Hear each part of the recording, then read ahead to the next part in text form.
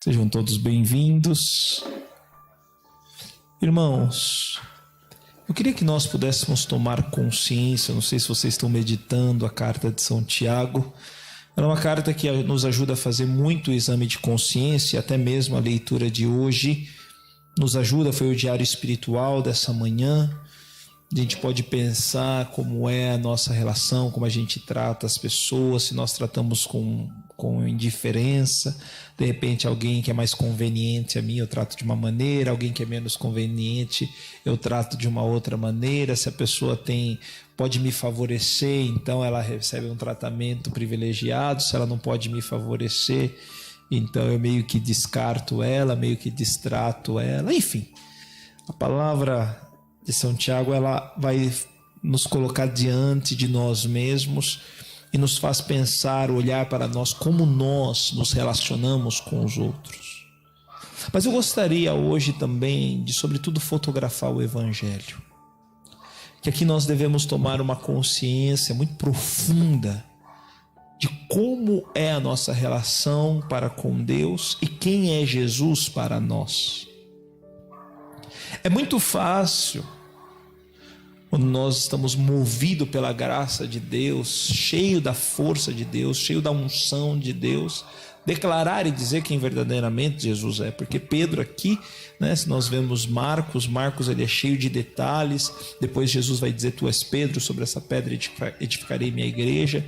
E a gente pode até se perguntar, mas por que Marcos não coloca esse detalhe? Primeira coisa, Marcos era secretário de Pedro. Seguramente a maioria das coisas que são colocadas no Evangelho de São Marcos foram ditadas por Pedro. Então também é um ato de humildade, Poxa vida, eu não vou ficar aqui colocando que eu sou Pedro, que sobre mim se fez a pedra da igreja. Vamos passar por cima disso, não vamos colocar esse episódio. Mas você entende quando você conjuga e pega esse texto e coloca e faz a conexão com Mateus. Porque aqui Jesus coloca: vai para longe de mim, Satanás, atrás de mim, dietro de mé. Tu não pensas como Deus e sim como os homens. Por que não pensas como Deus? Porque você deixa o seu humano falar. Então você percebe que numa primeira parte, São Pedro, ele é exaltado porque ele diz realmente aquilo que é Jesus. Mas ao mesmo tempo denota e demonstra uma má consciência do messianismo de Jesus. Porque ele diz: tu és o Messias, o Filho de Deus, Tu és o Messias, tu és aquele que nós estávamos esperando, tu és aquele que deveria vir. Mas depois, na continuação do discurso de Jesus, quando ele começa a falar, começa a ensinar os seus discípulos, os seus apóstolos, e aqui estava no meio de uma multidão, porque ele faz continuação, esse evangelho é a continuação do evangelho de ontem, do qual Jesus cura o cego e fala que ele tira da multidão. Então tem uma multidão diante de Jesus, tem os seus discípulos. Então Jesus faz essa pergunta para aqueles que estão com ele, e Jesus começa a catequizá-los, começa a ensiná-los, dizendo que o Filho do Homem, que ele, o Senhor, o Messias, deve sofrer muitos e ser rejeitado pelos anciãos, pelos sumos sacerdotes e pelos doutores da lei, que deveria ser morto. E aqui Pedro dá um pulo alto e fala: não, Senhor. Ele toma Jesus à parte. Olha que interessante. Então Pedro toma Jesus à parte e começa a repreendê-lo. Ele fala: não, Jesus, olha, você é o Messias, tá bom, mas deixa eu te falar aqui como que funciona a coisa.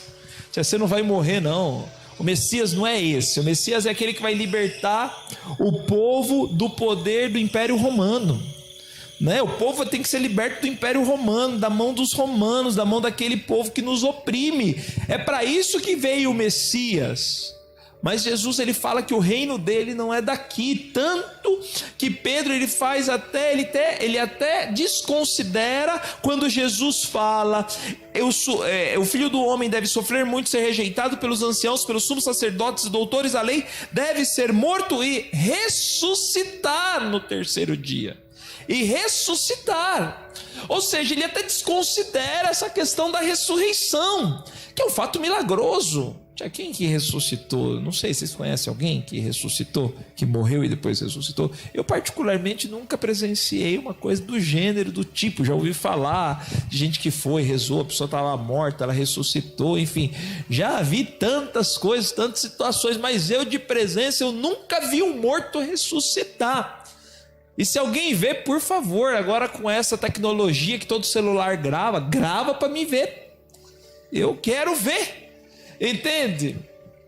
Nunca vi ninguém, nenhum pregador chegar num velório e falar: agora vamos fazer aqui a ressurreição, morto levanta, sai do túmulo. Só Jesus, né? Aqui, Jesus, Lázaro já estava até puçulento, fedendo, Jesus chamou ele para fora. Mas de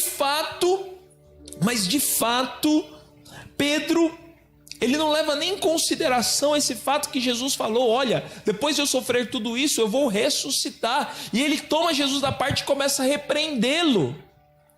Isso mostra um pouco também a nós, como é a nossa consciência diante de Deus. Como eu vejo Deus. Porque nós falamos assim: nossa, que medíocre é Pedro. Mas se nós pensarmos e olharmos com profundidade esse evangelho, muitas vezes nós fazemos pior que Pedro. Por que fazemos pior que Pedro?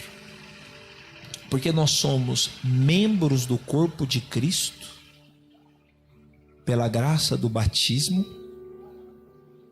Nós somos a pessoa de Jesus. Nós somos a sua presença rediviva no meio da sociedade. E a gente não somente repreende Jesus, mas a gente destrói Jesus, destroça Jesus. A gente é aquele, quando uma pessoa, como que chama? A gente esquarteja Jesus. A gente esquarteja, porque diante de um sofrimento, a gente não quer sofrer. Diante de uma situação de provação e de humilhação, a gente não aceita.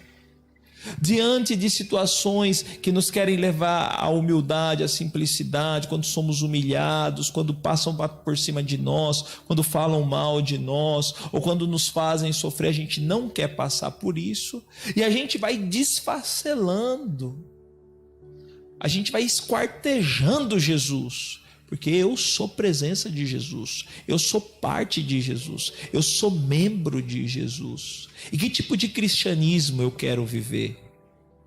Aqui entra tudo, gente. Que tipo de cristão eu quero ser? Eu quero ser o Cristo, eu quero ser um cristão que se deixa levar na cruz, que se deixa sofrer pelos sumos sacerdotes, que se deixa entregar pelos mestres da lei, que se deixa realmente crucificar pela salvação e pela remissão de outros. Ou eu quero ser o cristão chupa-cabra? Você não conhece o cristão chupa-cabra?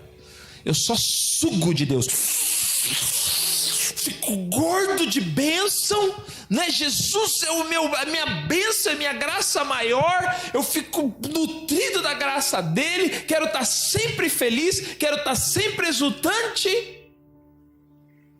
mas não quero ser aquele cristão que assume a vida do Cristo e se deixa com ele ser carregado na cruz. Então eu não passo de um cristão, desculpa falar, mas um cristão chupa-cabra. Só quero sugar de Jesus. Venha a nós. O vosso reino deixa para depois. Faço que nem Pedro. Desconsidero a graça do milagre e quero falar: não, Jesus, esse negócio de sofrer não é para cristão, não é para nós, não. Eu prefiro aquela: vinde a mim, vós todos que estáis cansados e aflitos, que eu vos aliviarei, né? Mas esquece que logo em seguida fala: mas carregai sobre vós o meu jugo, que é suave e leve. Mas sempre é um jugo, mas sempre é um peso, sempre é uma cruz. Porque de fato, por mais difícil que seja, caminhar com Cristo é pior sem Ele. O peso é ainda pior, a fadiga é ainda maior. E o demônio, o que o demônio faz conosco? Primeiro ele começa a nos iludir, dizendo: não, você não merece passar tudo isso. Poxa vida, você pode fazer tantas outras coisas. Para que passar por esses sofrimentos? Que é isso? Não vale a pena. Olha, as pessoas não te reconhecem. As pessoas não veem o teu esforço. Olha isso, olha aquilo, né? Ah, o padre não dá atenção para você. Ele nem dá bola para você. Ele gosta mais de um do que de outro.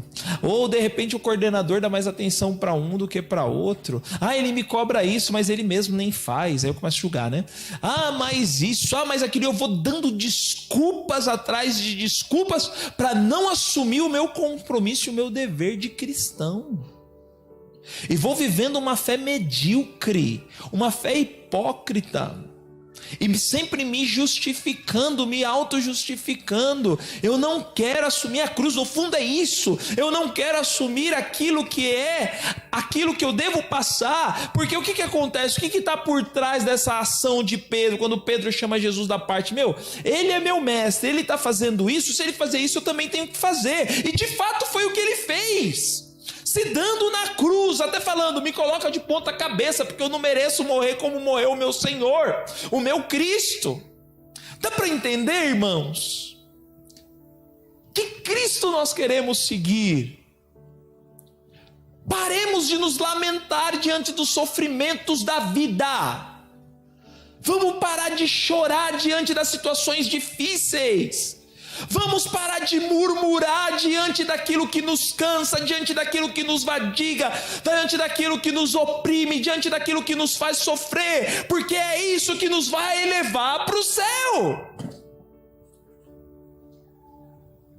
Felizes vós os pobres, porque vós é o reino dos céus. Felizes vós que agora chorais, porque vocês vão rir na vida eterna. Felizes quando sereis perseguindo, mentindo, disserem todo tipo de mal contra vós. Alegrai-vos e exultai-vos, pois é vosso o reino dos céus. Meu irmão, o que a gente está procurando aqui? O que Pedro está procurando aqui? Por que Pedro não quer que o Senhor passe pela prova da cruz? Por que Pedro não quer que Cristo passe pela situação que ele está falando aqui, mas ele vai vencer, ele vai sair como ressuscitado?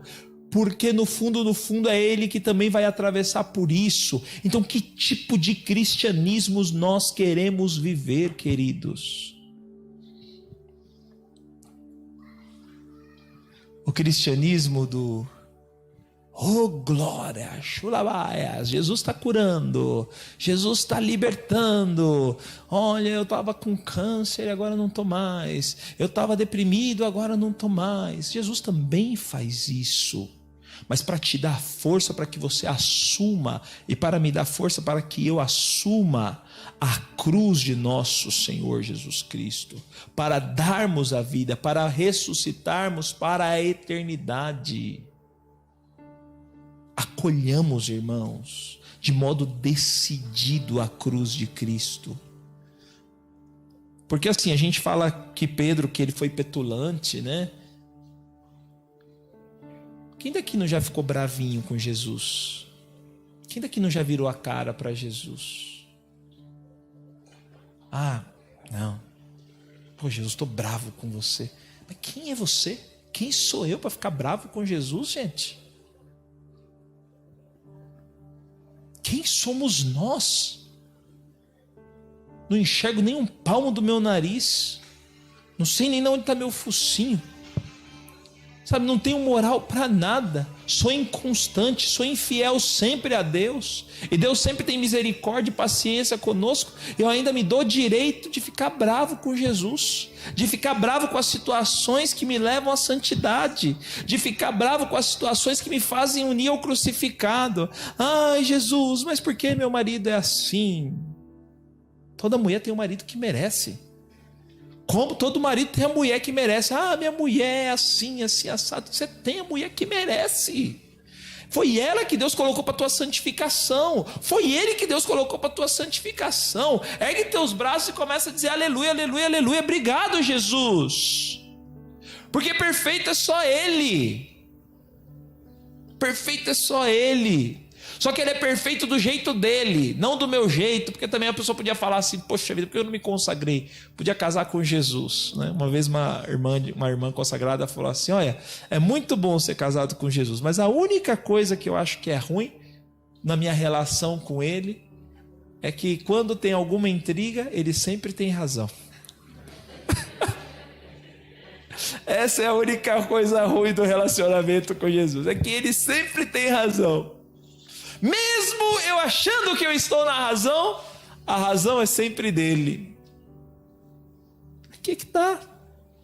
Por que os matrimônios humanos se desfalecem? Porque todo mundo se acha na razão. E ninguém é capaz de olhar o outro. De olhar a situação do outro. Dou um exemplo. Uma vez, uma jovem ia para a escola e ela ia toda emperequetada, toda cheia de uma roupinha agarradinha. Isso aqui a gente ouviu ontem de uma pessoa no curso de formadores. Roupinha agarradinha. Aí a diretora falou, meu Deus, essa mulher não tem simancol. Todo mundo vem aqui de uniforme, todo mundo vem de roupa larga, todo mundo se veste bem aqui. Olha o jeito que vem essa menina para a escola. Essa menina não tem consciência, ela não tem noção de onde ela está. Parece uma piriguete, né? Você sabe o que é piriguete, né? Uma mulher da vida, parece uma mulher da vida. Misericórdia, cruz incrédito.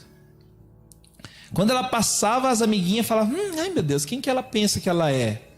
Né? Os outros meninos faziam assim, né? Os outros falavam, cruz incrédito, o sangue de Jesus tem poder, os carismáticos e os evangélicos.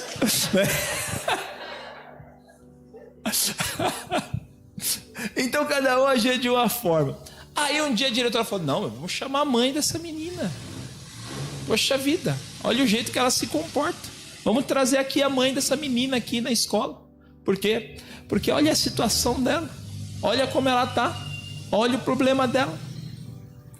E aí, tá bom, depois, entra aqui, Caio. Entra aqui, isso, obrigado. Isso. Fique à vontade, bem-vindos.